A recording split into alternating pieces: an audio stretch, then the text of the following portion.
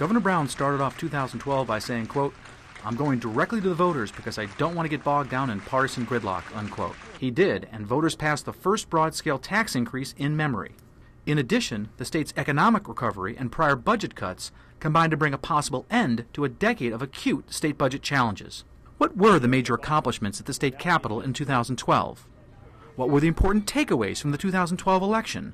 And what is likely to be on the political agenda for the governor and the legislature in 2013? We'll take a look back at the year that was, and take a look forward at the likely political battles in 2013 with John Myers, political editor for News 10 in Sacramento, and Dan Walters, political columnist for the Sacramento Bee. 2012, a year in review, and the agenda for 2013. From Fresno, the Maddy Report, with Executive Director of the Maddy Institute, Mark Kepler. Welcome. It's often been said that California is ungovernable. Some, however, see a light at the end of the tunnel. The question is it the end of the tunnel, or is it another train coming in our direction? We're fortunate to have two of the most knowledgeable and highly regarded journalists covering state politics with us today. Dan Walters with the Sacramento Bee and John Myers, political editor for News 10 in Sacramento. Welcome back to the Maddy Report. Thanks.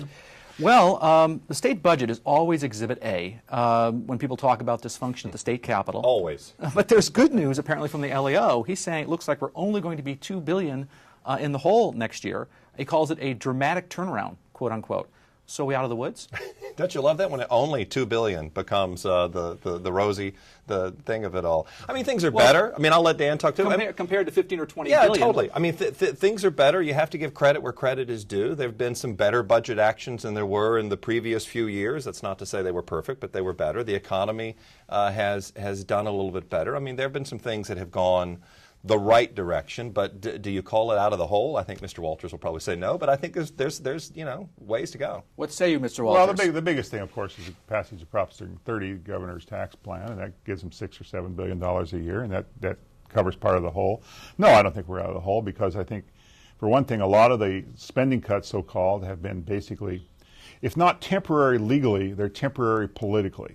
There's the sort of things, welfare cuts, health services cuts that the Democrats in the legislature hated to do and would restore in a nanosecond if they got a chance, number one. Number two, the underlying economy is still struggling. We still have 2 million unemployed in the state and double-digit unemployment. So that's not going to, and that's not coming back real fast.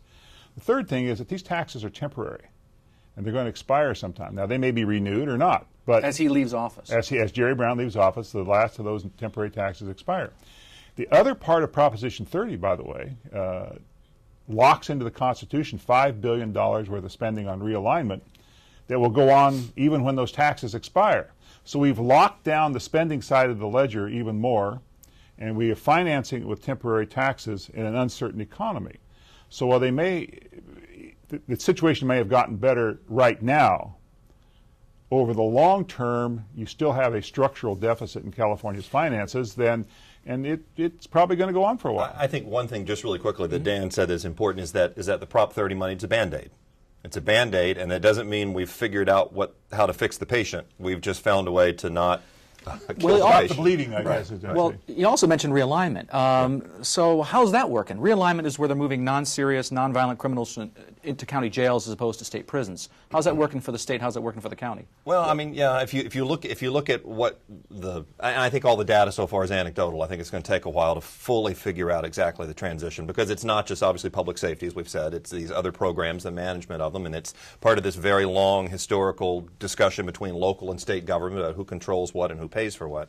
Certainly, the locals are very happy about the part that Dan raised a warning flag about, which is that they know they're going to get the money. I mean, that was their first and foremost concern, is that somehow legislators in Sacramento would pull that money back. I think you've heard mostly good things about the realignment so far, but there are cases, individual cases, where you've got a big burden in county jails that you didn't have in prisons. I think really it takes time to shake that out. Yeah, it does take time, and the impact on locals has not been fully felt yet. And also they've hit a plateau in reducing the prison population under federal court order.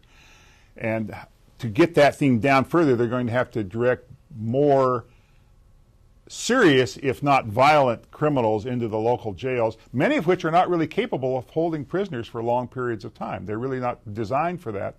and you're having to turn loose lower level inmates that would otherwise be in county jail. And some of the counties are finding out that this thing is costlier than the money they're getting from the state. And so this thing is still very much a work in progress. And I will say that I think one of the things that hasn't been talked about much is when you take the less serious people out of state prisons, you're left with the worst of the worst in state prisons, and you may see more problems, violence, things there. But I want to fit in a few things as usual. What about redevelopment? Is it saving as much as the governor had hoped, and is it as bad or as bad as the cities were talking about? One of the reasons why they have a $2 billion deficit in the current fiscal year, remaining even despite the tax increase, is that the redevelopment money has not come in the way they budgeted. Some other things haven't come in the way they budgeted, but the redevelopment money is one. The locals are trying to hold on to as much money as that's possible, and there are pitched battles going on all around the state between the State Department of Finance's bean counters and local officials over what is money that the state can seize and what isn't money that the state can't seize, and that's going to go on for a long time. It's not going to be this huge windfall that the budget assumes. It's going to be some money, and maybe more later on, but it's not going to be this windfall that the budget assumes. Well, let's talk about another small issue, pension reform. Was enough done in 2012 on pension reform to take that off the front burner? Small issue is probably the operative phrase here. This was just enough pension reform so that they can say they did pension reform because they felt it would be a downer on the Proposition 30 if they didn't do it. But it's another one work in progress. Look, the big pension problem in the state is not the state government. It's not even county governments.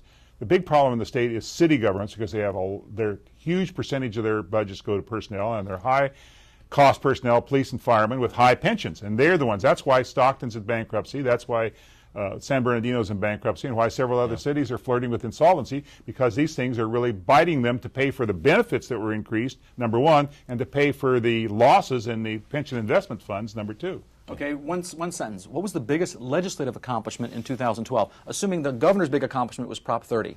I think the legislative accomplishment was Prop 30. I think everything that happened at the Capitol was with an eye to that election. Pensions, legislative proposals, everything was trying to package that measure. What do you think, Dan? I think the big story of 2012 in the legislature maybe not be something they did in the legislature, but the fact that the Democrats won supermajorities in both houses of the legislature in the November elections. And that will be a story that will play out now over the next few years is, okay, they got it. They've been talking about it for years. We finally got it. What are they going to do with it, if anything, really? Okay, well, thank you very much. When we come back, we'll talk about the results of the November election. That conversation in a moment. This is the Maddy Report.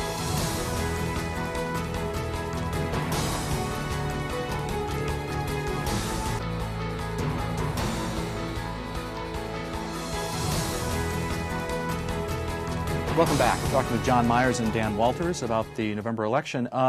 What about those election reforms? What impact did the top two primary and redistricting have on the outcome?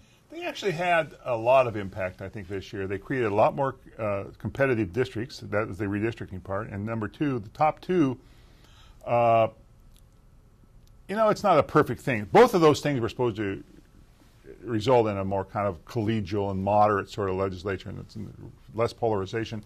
And I think we'll have kind of that effect.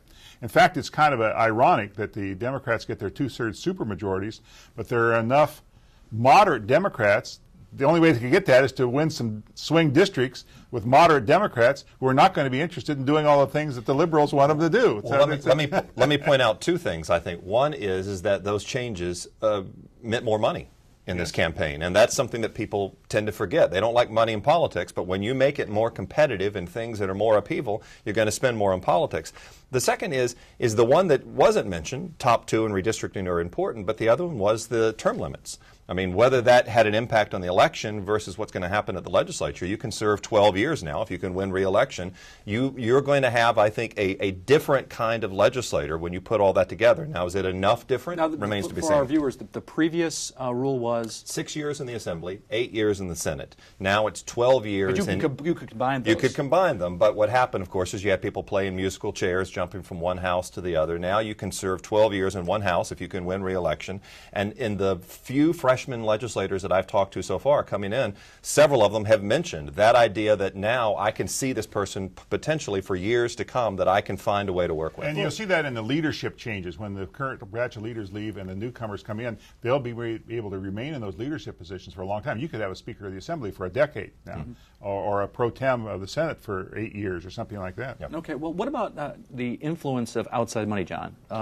How big an influence this? Well, there was a lot of it. I mean, whether it changed the actual election results or whether it just changed the narrative, I think remains to be seen. I mean, certainly the largest amount of that money was this, that got a lot of attention, was this money out from outside of the state, Arizona.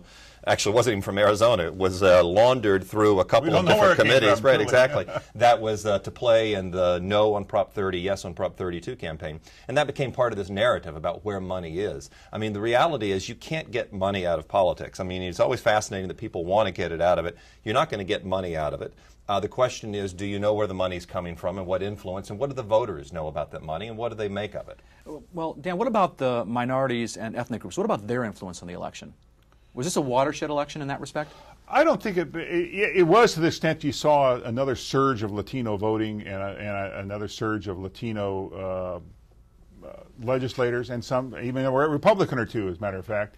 And you saw that, and I think and part of that was that the redistricting commission, when they created the new batch of legislative and congressional seats, was very sensitive to the idea of maximizing the chances for Latinos and blacks to be elected to the legislature, and it succeeded. It did succeed. In effect, it was a kind of a gerrymander. It was an ethnic gerrymander as opposed to a partisan gerrymander, but there was that thing if you did the proceedings, and that had that effect. So you're going to see more Latinos, not more blacks, they're trying to just hold on to what they got, but more Latinos in the legislature, and that will have an impact as time goes. Remember, the Latino population of California will become the largest single ethnic group probably in 2 or 3 more years in California. And this was a kind of a coming of age. Voting by Latinos has been low historically. It jumped up a lot this year. And I think you're seeing really the dawn of a new, in fact, you're seeing a post-racial era in very heavily Latino areas such as Los Angeles, in which Latinos now are dividing into factions themselves and creating essentially pseudo-parties for all intents and purposes. I wanted to ask about online registration, John. Yeah. Was that a key in any of the initiatives or elections? I think it was fascinating. I mean, you had hundreds of thousands of people who used a service in a very small amount of time. I mean, by registering, and we don't really know all of who the electorate is yet. We haven't got all the final tallies. We have to, all of the politicos get to sift through it. But what's fascinating is that you have to think that people who registered in that system were much more active than they would have been otherwise. And I go back to who the electorate is, as Dan's been talking about. I mean, we've always talked about that California has this kind of an exclusive electorate, more white, more conservative than the state as a whole. Online registration probably brought in some younger voters who have a little more liberal passion, and I think if you're Jerry Brown, you've got to be pleased with who turned out at the elections for his Prop 30. Yeah, I heard a lot of younger voters came on the line. Exit polling, and that's the only way we can gauge such things. The exit polling is not a perfect science, and I think they probably went overboard in a couple of cases, but clearly this was a younger and more diverse election, particularly more generational than anything else. I mean, half of California's voters have been over 50 years old in recent elections, and close to three quarters of them, have been white. In this election, the white vote was down in maybe the 60% range, and it was definitely younger. There was fewer voters proportionately were in the over 50 category. Well, let me ask one last question in the segment, and that is the supermajority that Democrats have now in both houses. Besides that, what is the takeaway from the November election? I think it was a Democratic sweep in California. There's no way to define it. The Democrats won the whole Megillah. They got more seats in the legislature, more seats in Congress. They passed the ballot measures they wanted to pass. They basically defeated the ballot measures they wanted to defeat. So it was a big power move by the Democrats and their allied groups, the labor unions, whatnot, and a very successful And certainly, the question is whether it was all because the Democrats did a great job or because they had no one opposed to them. The Republican Party's shrinking in California, I think, is another takeaway, too. Okay. When we come back, we'll talk about the governor and the legislature's agenda for 2013. A conversation when we return. This is the Maddy Report.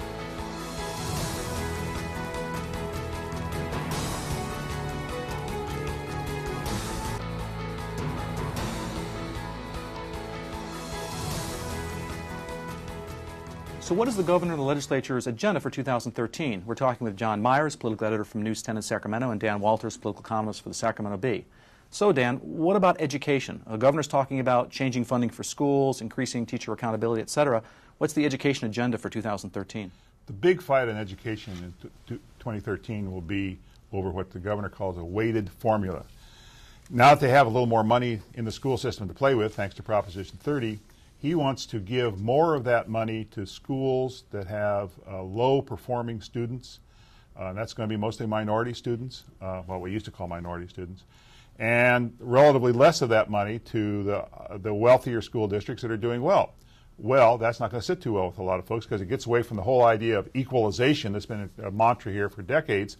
But the education authorities say if you really want to do something about education, you've got to bring up the performance of black and Latino youngsters, and the only way you can do that is to put more effort into the better teachers, more money, more individualized attention, and he wants to do that. But it's going to be a battle. It certainly is. Okay. What about water, John? There's an $11 billion water bond that's been in front of the legislature. I think they pulled it twice. Moved, yes. Keep moving it. Is something going to happen on water in 2013? I mean, the governor, gave us a sense that that was going to be on his agenda last year. I mean, we've looked here at his push on the tunnels, on the dual tunnels that would go around the delta, the peripheral tunnels now instead of the peripheral canal. Underneath the delta. Yeah, exactly.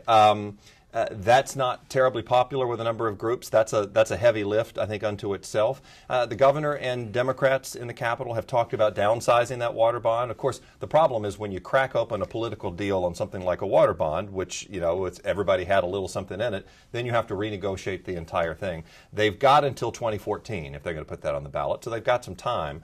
But, the question is how many different things can Jerry Brown and the Democrats in the legislature focus on? Can you walk and chew gum at the same time? That water bond would not finance those tunnels, but it finances all the kind of the lubrication parts of that project, the parts that make that tunnel politically palatable to people, restoration of the delta and everything. And it has right now kind of a lot of pork in it, and it's probably going to have to come out. Well, let's talk about another big project, that is high-speed rail. They're about $55 billion short. The governor says there's lots to do. Does that mean more financing in 2013? Well, as Everett Dirksen said, $1 billion here, $1 billion there. Pretty soon it adds up to real money. In this case, it is real money, $55 billion. Look, they're probably going to build that piece down in the valley from Chowchilla to Delano or someplace, and whether it turns out to be a train of nowhere or truly the beginning of a statewide system is very much up in the air. The state doesn't have the money. It's going to have to get the money from the federal government and private investors, and I suspect 10, 15 years from now, we're going to still be asking whether they're going to get the money to build high-speed rail in California. Well, and just ask Kevin McCarthy, the number 3 ranking Republican in the House from Bakersfield, who says no way, no how. I mean, that's right. Washington is California. They're counting on federal money, and you can't do it without it. Right. Yeah. Well, what about business regulatory reform? Are we going to see stuff in that area? Perhaps a reform of CEQA? I think we will see an effort to change CEQA somewhat. There's great reluctance among the environmental groups to do that, but there seems to be a little head of steam developing with the governor and some of the legislative leaders because they want to get away from the idea that Democrats are hostile to business. And the governor owes business, as a matter of fact, for indirectly helping him pass Proposition 30. So there is some steam behind that. I do think that is the great test of the 2/3 power in the legislature, though, because Democrats aren't monolithic in the Capitol. Some are more environmental, some are more business, moderate, and that's going to be a fight that environmentalists are going to. That's going to show the factions of Democrats. And it also might be an area where the Republicans can come back into play, because since the Democrats are split on that issue, which I think they are, then the Republicans could combine with some Democrats to push that through over the objections of the more liberal Democrats. Okay, let's end with this question. What do you think the big public policy issues are going to be in 2013? I don't think you go away from the budget, and maybe not so much in filling holes, in trying to determine how you move forward. If the economy is truly recovering, even if it's a slow recovery, what do you fix first? What do you go back and fix that you had to do in the worst times? And that's going to be, the test of Democrats and Brown about what they can do. Is part of that lowering the threshold for passing local taxes that Leader Steinberg's been talking about? Maybe, but I think that's a broader political kind of. I think if you just go back to the budget issues, you've got Democrats who say, look, can we restore X, Y, or Z that we had to cut before? And that debate with the governor and with the state and with the money that's coming in, I think, is a big one. All of that money from Proposition 30 is essentially already spoken for. And a lot of it would go to pay, under the governor's own plan, debts that are owed by the state, the so-called wall of debt. And so they've got to, that will be a big decision. Do you pay back the debts, or do you go restore social services and health services that were cut? And that's another thing that kind of divides the Democratic Party. Okay, when we come back, we'll talk about the political climate in 2013. That conversation in a moment. This is the Maddy Report.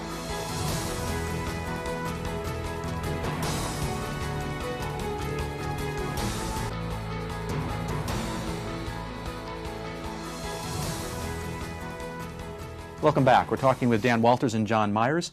Republicans are now below 30% of registered voters in California. How does the Republican Party make itself relevant again in California? Isn't that a great question? I think the first thing they've got to do, Mark, is they've got to figure out exactly what they think their problem is. I mean, you talk to Republicans after the election, and the wounds are still a little bit raw.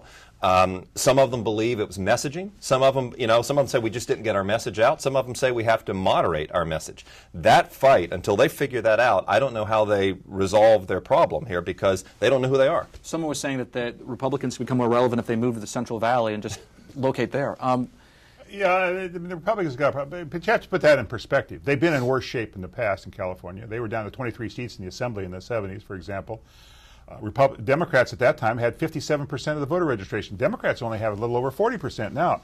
What's really happened is that the decline of the Republicans, and to a certain extent the decline of the Democratic registration, has gone into independent voters.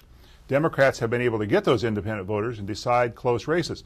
If Republicans want to be relevant, they've got to go back and get those independents, and it's happened. They have been proven in the past it can happen. Arnold Schwarzenegger got those independent voters. Steve Poizner got those independent voters. Back in the 90s, Pete Wilson got those independent voters. You can do it, but you can't be a right-wing, anti-immigrant, no abortion, all the things. You can't do that in California today, because the society of California is not like that. It's the social issues. Well, and the Guardian people, whoever the Knights Templar, I would call them, of the California Republican Party, say no way, no how on those issues, and that's why I say they've got to figure out who they are. Let me ask you about the role of the Republicans in the state legislature going forward. What's their role? Oh, their role is to make noise. And on certain occasions, as we've discussed before, when the Democrats are split over things maybe like CEQA reform or how a water bond or something like that, then Republicans come back in and play a role in those circumstances. And that'll be a big test of the Assembly's and the Senate's leadership, is whether they can keep the Democrats together, because as they got bigger, they got to become a more diverse group, and it's more difficult to get them all aboard something you want. And they barely have 2/3 in both houses, so they really can't afford to lose anybody on these things. Yeah, if they could pick an issue or something, that would be, Well, let me ask about the supermajorities in both houses the Democrats have that we're talking about. Do you think that there is, a lot of people are talking about Democratic overreach, but as Dan's mentioned, the Democratic Party is splintered among different groups. What do you think is going to happen with that supermajority? Do you think they're going to overreach? Well, I don't know. I mean, I think the most fascinating part of this thing, as we have talked about, is the fact that for the first time, we get a spotlight shined on the fact that all Democrats aren't alike. And we do have those discussions about what it means to be a California Democrat, and that's a Republican benefit.